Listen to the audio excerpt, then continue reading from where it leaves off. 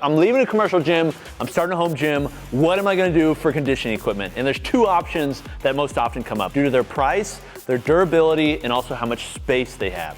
And that is these two options, a rowing machine or an air bike. Today I'm gonna answer the question, if I'm gonna only have one, which one should I get and what should be the first one?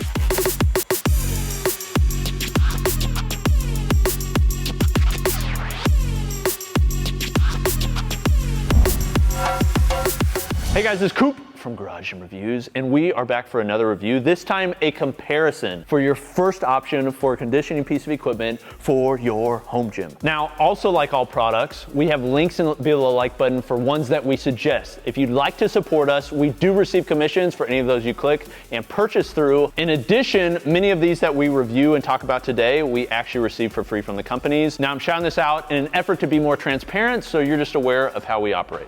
Okay, let's start with the air bike. There's a lot of benefits to an air bike, but I think one of the biggest benefits is the footprint. It doesn't take up a lot of space, but this is a typical air bike. This one is made by Salt. There's many companies out there, and I'll give some recommendations here a little bit later on in the video. So as you can see, it's made to just sit in a corner. You don't have to have a ton of extra room because really you just need enough room to get on it, have your body there, and maybe a little bit room off the back in case you want to go backwards. But other than that, it doesn't take up a lot of space. And the way that this works is pretty simple. You get on, anybody can use it. There's not really many form recommendations. Yeah, there's certain things you can think about, but anybody that's ridden a bike can kind of get on and start using it. So you can use your arms and your legs, and it's designed to be more of a full body tool. Now, if you want to use just your arms and isolate or use just your legs, it's something you can do, but it's really designed to be used as a full body tool, which I think is a big benefit for it. And one reason that we recommend these as well as rowers over something like a treadmill for most people that are starting a home gym. These are very durable and more durable oftentimes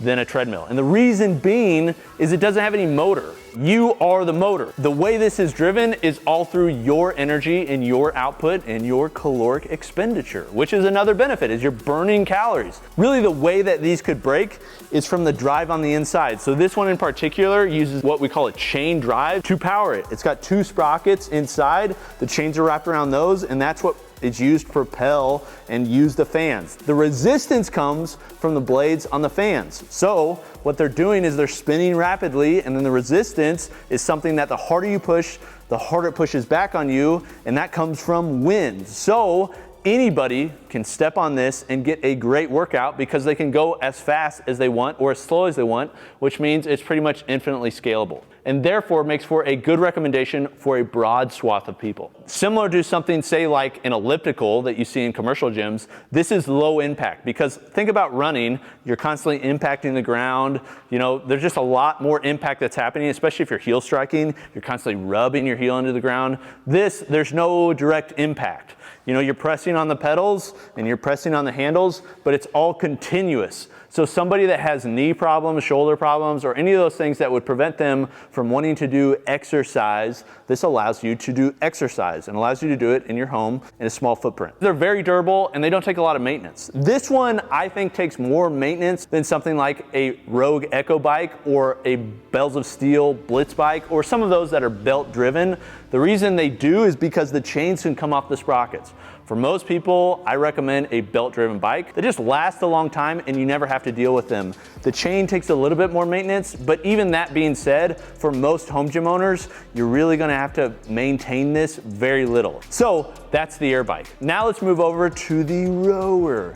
And this is the most popular rower in the world. You see these in CrossFit gyms the world over. You see them in many home gyms. This is the Concept 2 Row Erg, and it is one of the best ones that's out there. This one takes up quite a bit more footprint than the rower, but really only when you're using it. Because when you're storing it, you can fold it up upright like this, and you can actually detach the rail so it sits back too. So if you're really short on space, this is something that can be stored and you can take out and start using it, or whenever you're using it, you can fold it down. Now, to the benefits, very similar to an air bike, this is a full body workout. Now I will say there's something about an air bike that makes it easier than a rower in that the technique used on an air bike is very little, whereas rowing does take technique. Like you can jump on a rower and you're gonna feel like an absolute goofball if you've never received any instruction on technique, because it's just kind of a I don't want to say an unnatural motion, but it's just a lot different than like an air bike. Like everybody rides bikes, but this is a much more specific movement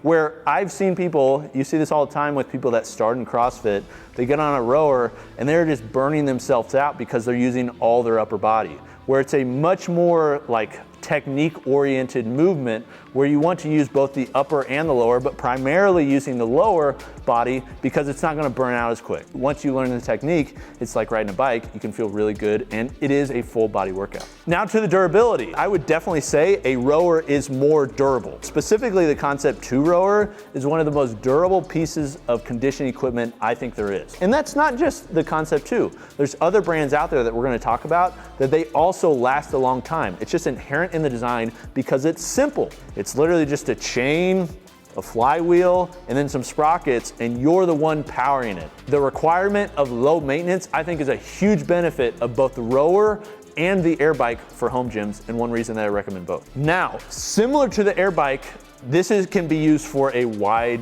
group of people. For the general population, you can use the air bike or this one just fine. So again, similar to say an elliptical versus a treadmill, this is low impact. It is full body, but there's no actual impact happening with your legs or your arms or anything like that. It's just a fluid, solid motion. So before I give my recommendation specifically on which one of these to get, let me show you a few that I like in each category. Okay, so we've done breakdowns on all the best rowers that are out there, also the best air bikes. If you'd like to see those, we'll put links below the like button that you can check out. These are kind of a good, better, best option. Okay, and one is a smart rower, the other two are more analog. So I'll start over here on the budget end. This is Sam's Murtisol rower. This goes by a lot of different names. It's designed, as you can see, as a complete copycat of the C2 rower. We've reviewed and tested and compared both of these in a video before. This thing is actually pretty impressive for the price. It's nearly or more than half the cost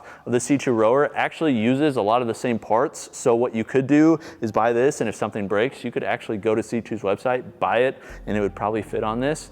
I'm not guaranteeing that, but this is a very cheap option that I actually think a lot of people could benefit from. Then on this end is the C2 rower. I'm not gonna speak on this because I've spoken on this ad nauseum, so I'm not gonna bore you. This thing's just bulletproof and is the gold standard. Then we have the Hydro. This is more of a smart rower. Of all the smart rowers that are out there, and there are a lot of them, this is my personal favorite. There's others that are really good too. Averon, Ergata, City Row, a lot of those are good, but for me and my recommendations, this would actually be my recommendations for most people for a smart rower. It uses on-water rowing. It's a very good experience. The magnetic system that it uses is very good, and this is actually the cheaper model and the lighter model of the ones that they've come out with, and I think it's just as good, if not better, than the more expensive version due to how lightweight it is. And it's also a pretty good price, not that much more than the C2 rower.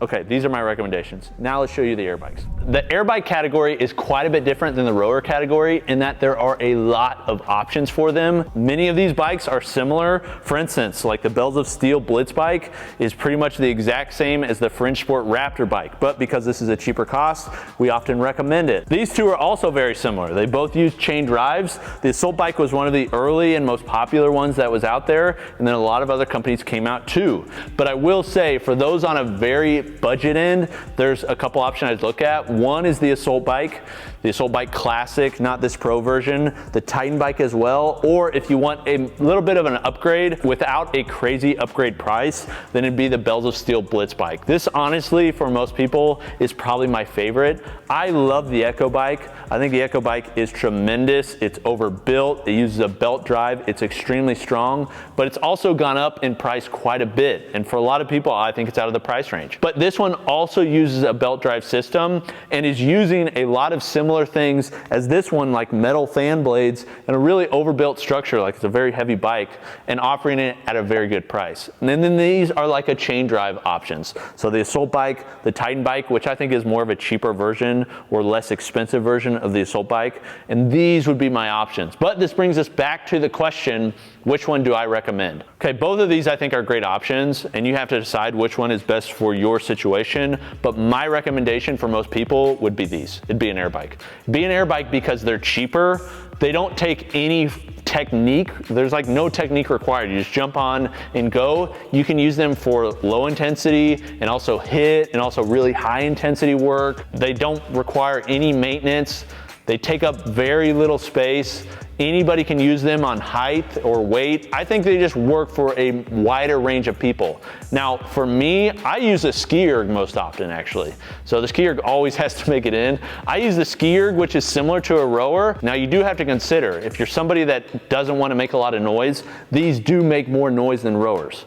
So if you're using it in a small home and you don't want to like wake somebody up in the morning, then you may want to consider a rower. That's another consideration you need to make. But for most people that are in a garage gym, this would be my suggestion. I think they just have the best value for most people and the most bang for your buck. Let me know which one you use. Have you used a rower? Have you used an air bike? And which one do you have in your garage gym? Which one would you suggest for most people? Love to hear your experience. Shout me out in the comments.